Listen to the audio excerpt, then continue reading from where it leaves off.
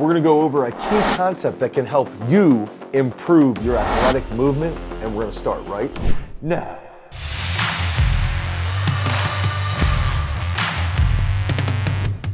When we're discussing athletic movement, first we have to understand and identify what is athletic movement. I like to think about it as chaos coordination and high speed coordination. So these things sort of go hand in hand, but first, what's chaos coordination? Chaos coordination would be if you're a running back and you're hitting a hole and you see a linebacker and you have to cut a specific way as quickly as possible. There's a chaotic situation and you have to react multiple different ways as quickly as possible. This could be the same if you're a lacrosse player. You're running full speed down the field, you have to plant, you have to rotate, you have to pass, all within a split second. A basketball player executing a Euro step that is predicted within a very small time frame. Chaos coordination is multiple different joints, recruiting multiple different levels of musculature, and at the same time doing something technical at very high speed. So all these things going on lead to athletic movement. It's as simple as quieting all the external noise around your body, using things such as dynamic trunk control, using things as reflexive capability, and making rapid movement as smooth as possible. So if we can make rapid movement as smooth as possible, that enables us to execute our technical skill at a high level. Perfect example of this would be Patrick Mahomes. Patty Mahomes is avoiding some monster defensive end. He submarine throws a touchdown across his body 30 yards, and it's right on the dot, and he's falling over while he does this. That is a great example of chaos coordination with high speed accuracy. And so that is a great example of athletic movement. And so how can we do that as people, as normal athletes? How can we develop that trait? So we covered chaos coordination, we covered high speed movements, we talked about all these different athletes that show and display athletic movement.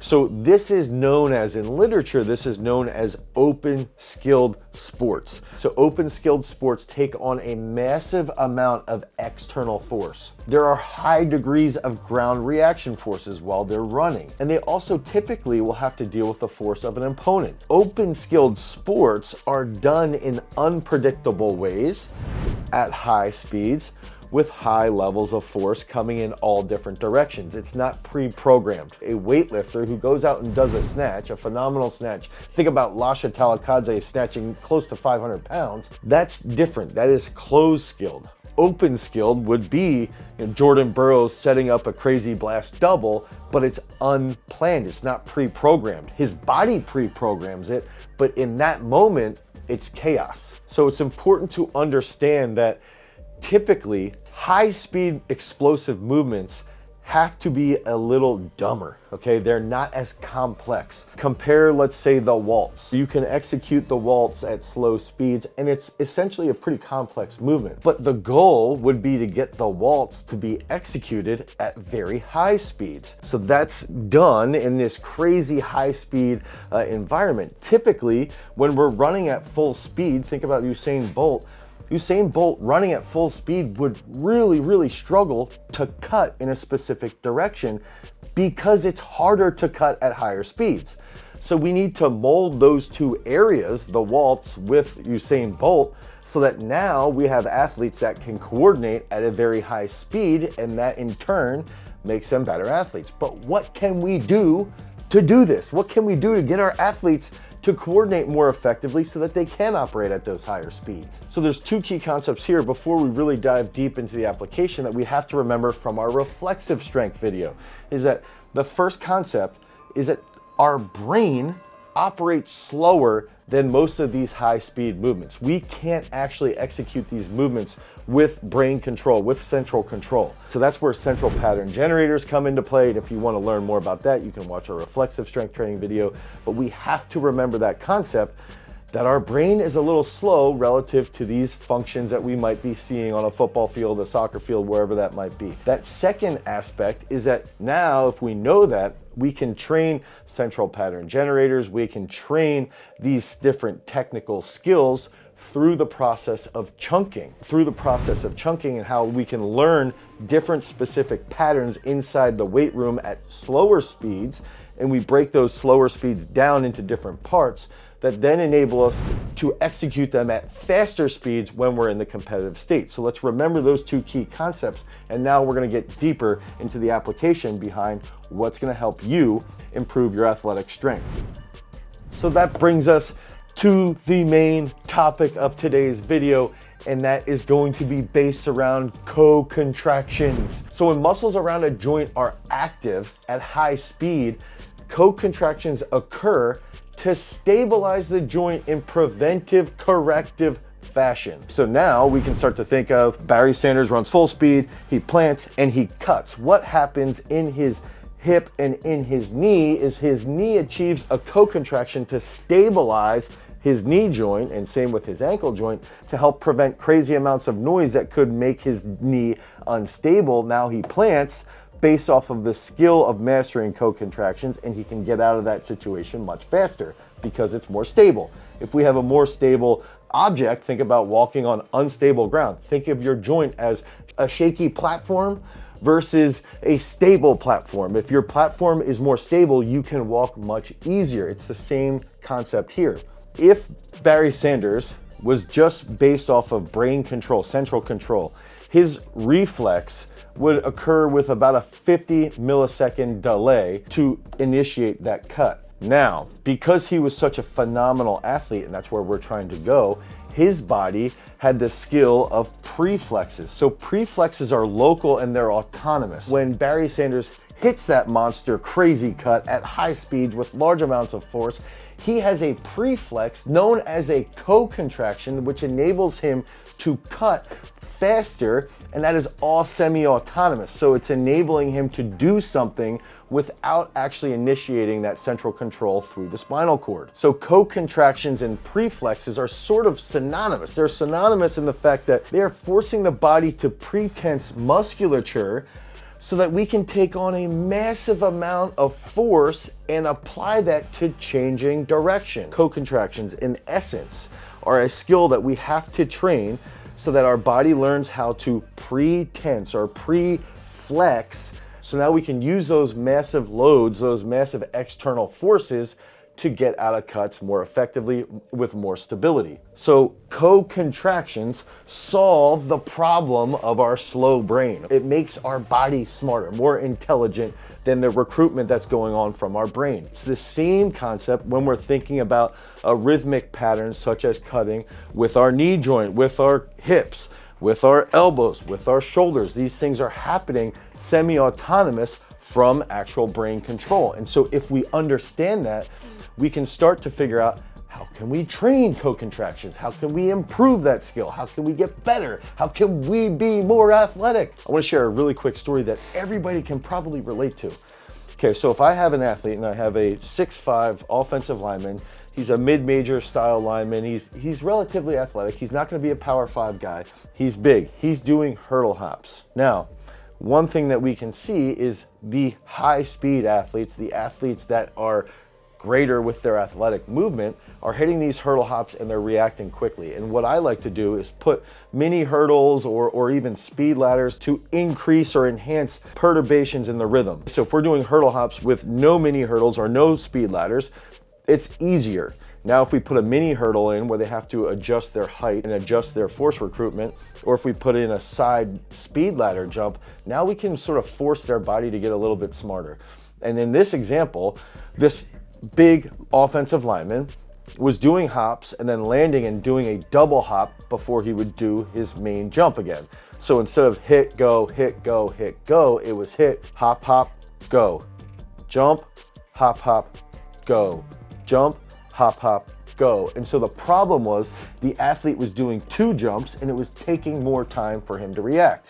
But the different period here is that he was operating with an afferent signal, so sending a signal to his brain, which the brain was then sending back to his body, And that second hop was creating a little bit more time for his body to adjust to the speed. I want to create a maximal voluntary action from his body so that he can learn this, so we can do a heavier back squat or a heavier front squat, whatever it might be. And then when we took this situation, I came back and said, hey, Cheese, what I want you to do now is just jump, go, and try to think about what we just did with the squat. First time through, he executed it really well. The second time through, I didn't give him a single cue, but what he did was he executed that cue without actually thinking about it. His body learned through chunking and then applied it without me even giving him that cue. So his body increased its intelligence by reacting faster, by shortening the time to get over that hurdle. He learned that skill of co-contraction. So now we can see that you can learn this in the weight room and then carry that over to the field.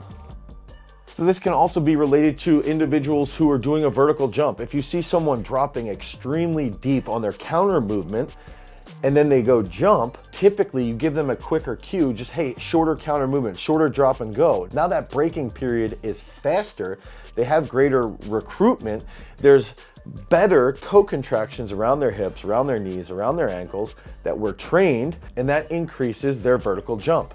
And this skill is related directly to performance. So when that athlete executes that vertical jump, when they're doing the counter movement, we're gonna see their quads are active. Their hamstrings are active. When the quads and the hamstrings are active around the knee joint, that is a co-contraction that silences that noise and enables them to recruit faster and get out of that position much more rapidly, which leads to a greater performance. So there's two ways that we can look at co-contractions and preflexes, and that comes back to the more complex the movement is or the more chaotic the movement is, there's two areas. You either have to have a simpler structured body or a body that can make the structure simpler. And ideally we're going to take this route where instead of looking at like, oh, well, this is a very complex, chaotic movement, we need to be as simply structured as possible. Instead, we come over to this side and we go, you know what? This is a crazy thing that we're trying to achieve.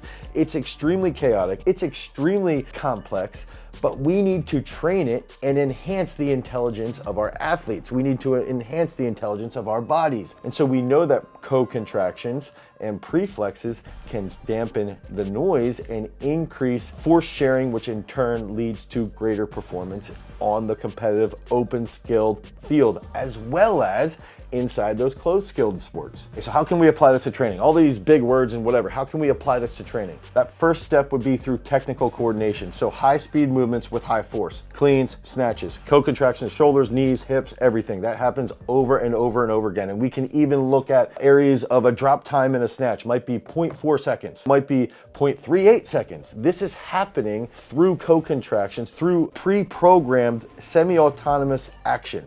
Central pattern generators. So we know that technical coordination movements enhances our co-contraction capability. That second key application would be high speed movements with high speed deceleration. So in sprinting, we talk about slowing down the slowest. When we're talking about athletic movement, athletic muscle, we need to slow down the fastest. So if we're doing hurdle hops, land quickly and hold that, or jump lunge, pause in the split and hold that as quickly as we possibly can.